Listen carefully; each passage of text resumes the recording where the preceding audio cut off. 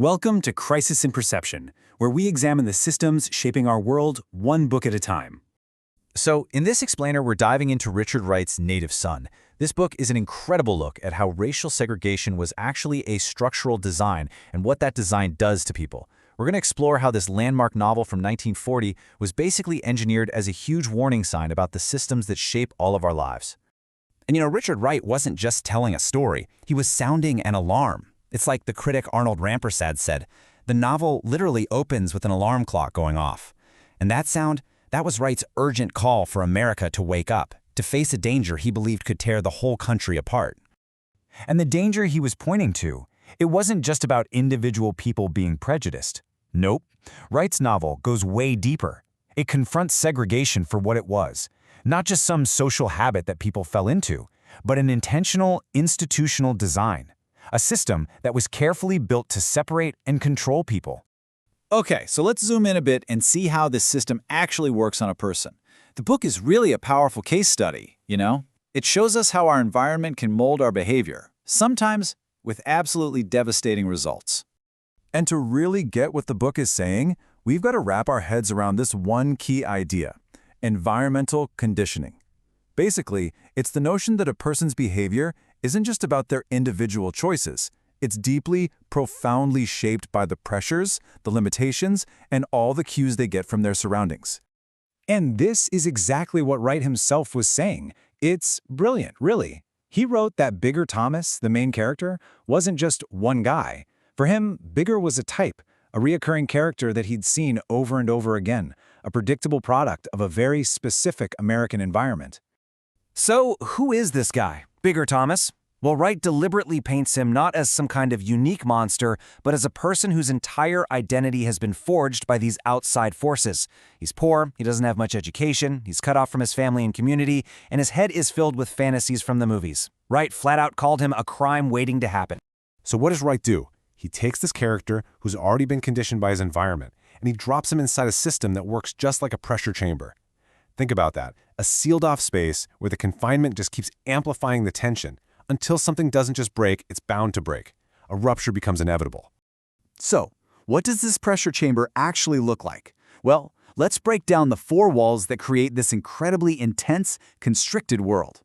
All right, wall number one, housing restrictions. Wright paints a picture of two completely separate worlds, a white world and a black world. This segregation traps whole populations in what he calls locked-in black belts. It's not just about restricting where you can physically go. It cuts off social and economic movement too. It's basically a wall of containment. Then you've got the second wall, economic exclusion.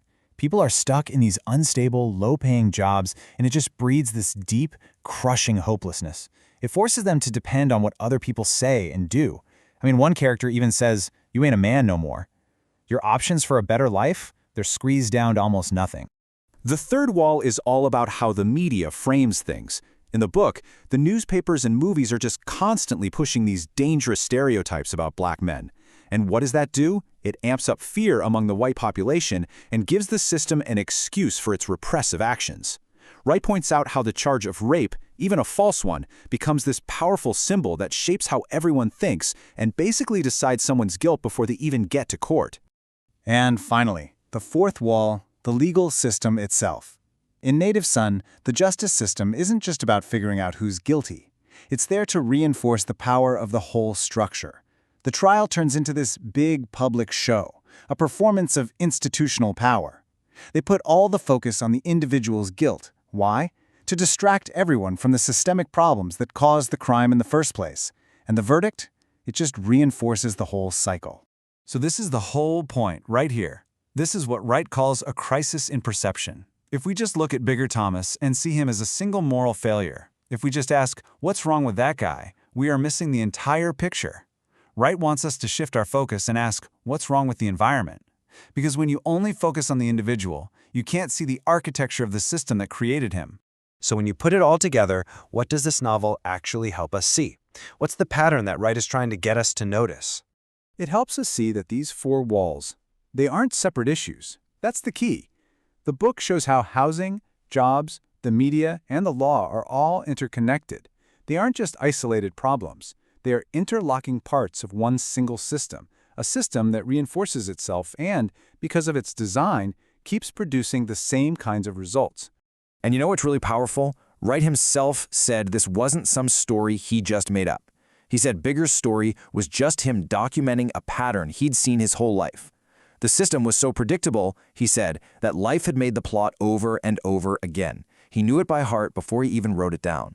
And that leaves us with one final, really provocative thought. It's a question that echoes from this book all the way from 1940 to right now. Think about it. When a system produces the same results again and again and again, what does that tell you about how it was designed? This project is free and publicly accessible. If you'd like to support the time, tools, and research behind Crisis in Perception, you can become a supporter on Patreon. For a longer, audio-based analysis of this topic, see the deep dive linked in the description. If you enjoy this kind of systems-level analysis, please like, subscribe, and comment with books or topics you'd like us to explore next.